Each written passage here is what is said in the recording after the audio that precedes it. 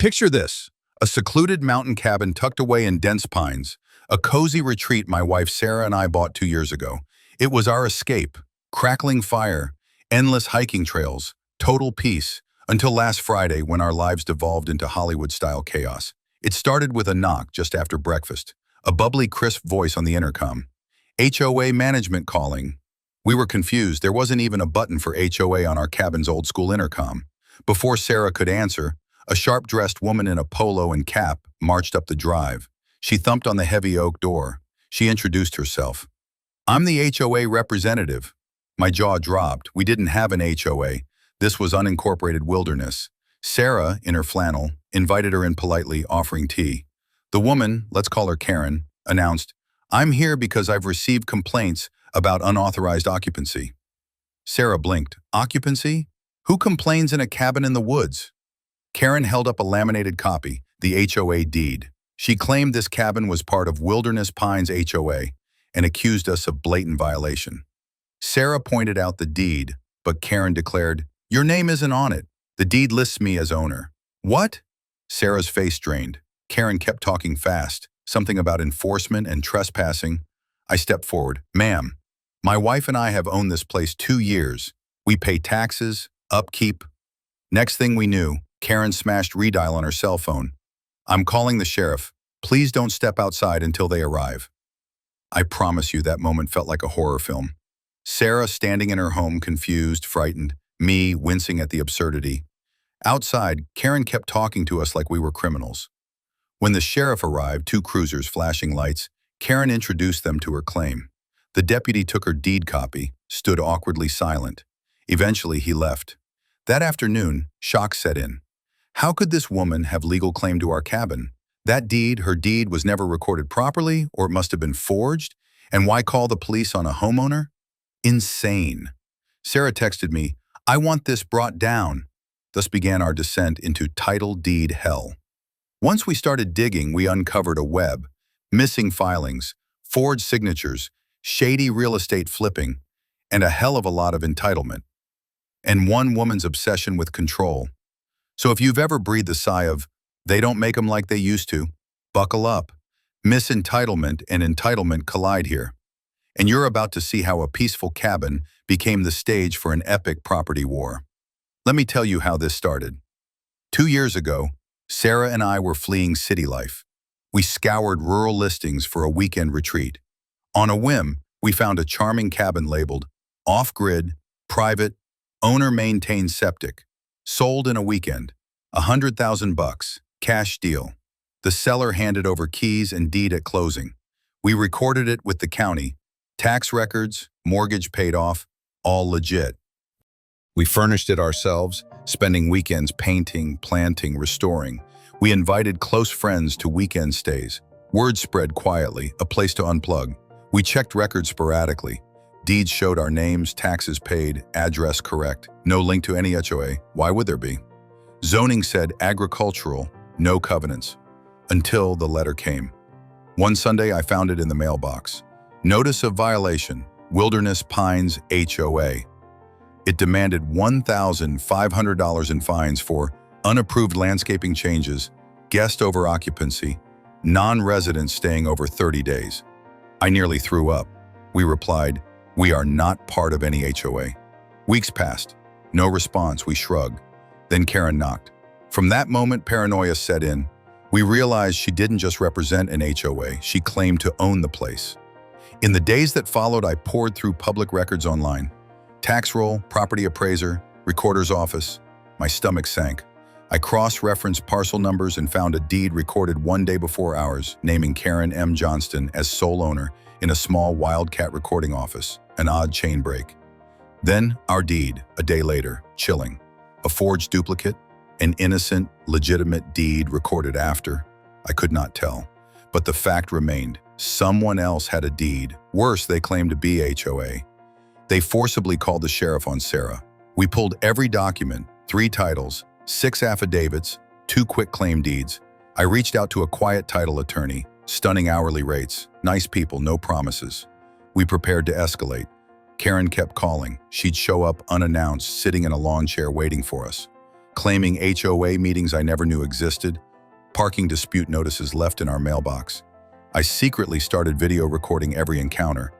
One Sunday morning, I filmed her across the field, fuming about illegal car camping in one of our spots, a spot we carved ourselves. When Sarah asked nicely, Karen got vicious.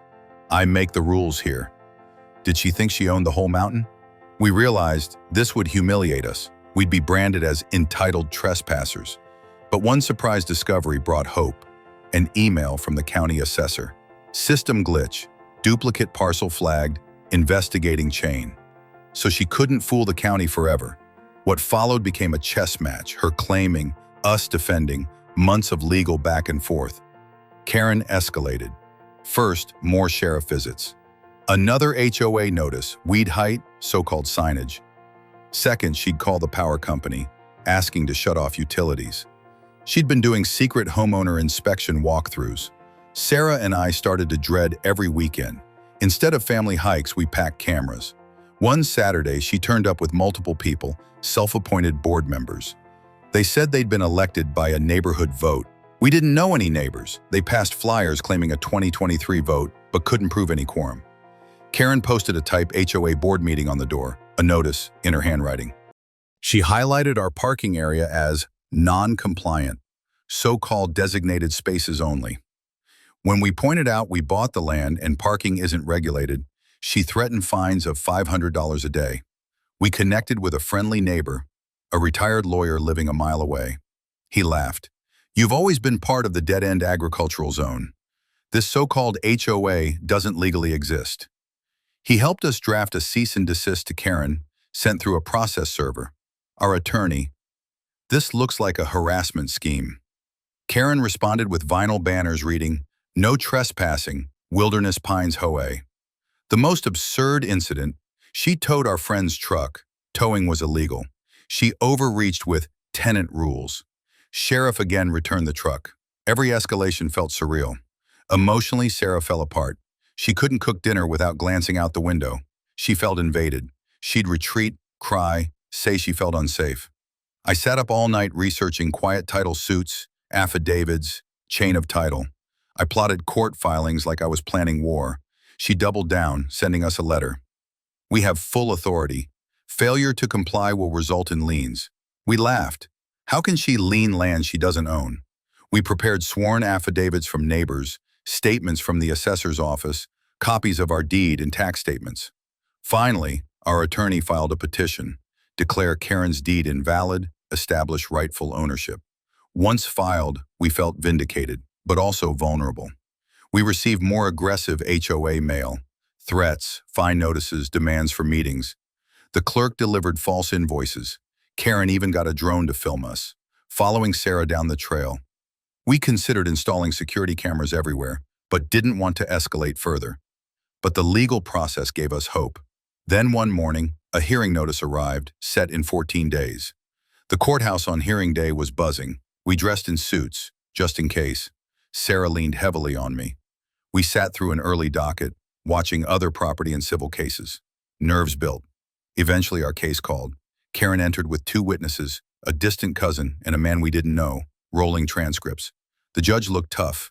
Late 50s, no nonsense. Our attorney opened. "Your Honor, this deed is fraudulent, a bad faith attempt to claim ownership. We will show chain of title, stamps, assessor's confirmation, plus she never resided here." Karen's attorney fired back. "We maintain proper recording, ownership via deed instrument dated May 3rd, 2025. Client has paid taxes. We demand confirmation." First witness, county recorder. She showed records. First deed recorded, but it was pulled pending investigation. We issued a red flag. Duplicate parcel records. We're holding the transaction. Second witness, our neighbor, swore Karen never lived there. She never paid utilities. Home shows no signs of occupancy. Karen's cousin stumbled under cross. I signed at her request, thought she was buying a distant lot. Karen spoke. She claimed, "Wilderness Pines HOA is essential for preserving integrity of area. We are doing community service." The judge halted her. "The issue is property ownership. We're not concerned with HOA existence." A recess. We waited. The judge returned. Based on evidence, the first deed instrument is of questionable validity. The recorder's flag and duplicate parcels undermine it. In absence of clear valid title from Miss Johnson, I declare the duplicate deed null and void. The title is quieted in favor of Mr. and Mrs. Your Name. I exhaled. Sarah started crying. No criminal charges were filed against her. No HOA fines were enforced. Our attorney filed the official entry and gained a judgment in our favor. Nonetheless, Karen left in anger, handed us a letter. This isn't over. We realized retention of peace may mean staying on guard, even after victory.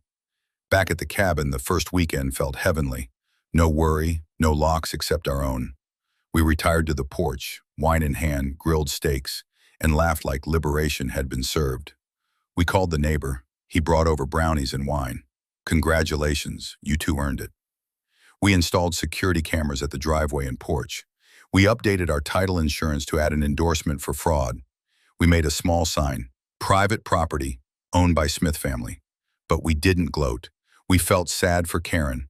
The judge wrote nothing personal, but the red flags about her bad actions will likely follow her. If she bought land that didn't exist, she could face recorder's fraud charges. We didn't press criminal charges. They would come down to county's discretion. I looked at Sarah, her silver hair shining in the sun. We win together, I said. She replied, it was terrifying. I felt like Karen made me fear my own home. We reflected. Entitlement is chilling.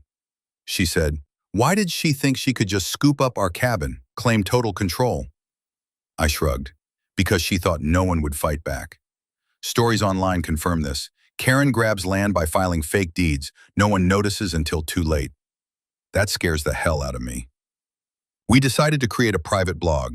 We posted redacted deeds, county alerts, and a how-to guide. Check your county records monthly, file for fraud flags, quiet title petitions cost $1,2K plus court. We hired a developer friend to make a spreadsheet for suspicious parcel checks. We wrote net citizen guides, how to fight frivolous HOA claims in rural zones. That's another difference. Subdivisions in suburbs have transparent covenants. Rural cabins often don't. But titles are public record, everyone can vet them. Meanwhile, Karen's HOA board resumed. We got word. They mailed new bulletins threatening liens. The county issued show cause orders. We confirmed with county records that Karen's deed was officially flagged and no longer filed. Any further claim would be criminal misrepresentation. We're watching. We suspect maybe an appeal, maybe new suit. It's not over, but we rest. Easier knowing the truth is on our side. Our weekend mood returned. Yesterday, we hosted our first cabin barbecue post-verdict. 4 families came, we toasted to justice. The kids ran wild, catching fireflies. We told them kids about standing up for your property, all part of civic responsibility. I held Sarah tight. Here's our home, and no entitled stranger can take that away. I want to end this with a shout out. If you own rural property, especially off-grid cabins, please listen. This could happen to you. Karen is a cautionary tale of entitlement run wild. You need to do 3 things. Check county records regularly. Go to your local recorder or assessor. Search parcel numbers and deeds. Watch for duplicate deed filings under other names. Monitor your mail. HOA letters, liens, sheriff visits, all red flags. Respond by verifying deed validity, not just paying fines. Have a quiet title attorney on standby. Legal title challenges aren't cheap, $2,000 to $5,000 typically. Better to prep than scramble. We learn more than just legal tricks. We learned that entitlement can disguise itself as bureaucracy. An HOA knocking your door shouldn't be ignored. At the same time, I don't want to demonize HOAs. Many are legitimate and help maintain community. This was a fake, unorganized entity, exploiting ignorance and fear. We also realized how important community is. Many of our county neighbors stepped up when we were vulnerable, giving affidavits, testimony, helping us grid check deeds. Without them, it'd be our word versus hers. Sarah said, it wasn't the cabin that gave me safety. It was knowing people cared. So if you're watching this Entitled People saga, know this. Knowledge is power, and community is protection. To anyone out there facing a similar situation, check the comments. We included templates, sample deeds, affidavits, quiet title petition language. Download them freely. If you're a neighbor who thinks this sounds familiar, share their county parcel numbers with us so we can flag suspicious activity. If you're a realtor, disclose duplicate filings. It's a policy change we're campaigning for in local realtor associations. And if you're Karen, stop. This isn't legal. It's harassment. It's false claims. Step back before things get worse for you. I know entitlement comes in many guises. A homeowner association wanting to control every color of mailbox, or a person using legal loopholes to usurp your land. It's all the same. Someone claiming your space as their right. As for us, we're looking forward. We plan to volunteer on a county land records advisory committee. Maybe change how duplication flags are handled. Maybe drive awareness. And every weekend at the cabin, we remember this moment. How an entitled stranger nearly stole our peace. How together we borrowed courage, legal expertise, and community trust to reclaim our sanctuary. So if you love this story, please share. Let it reach every cabin owner, every rural property owner. Help them.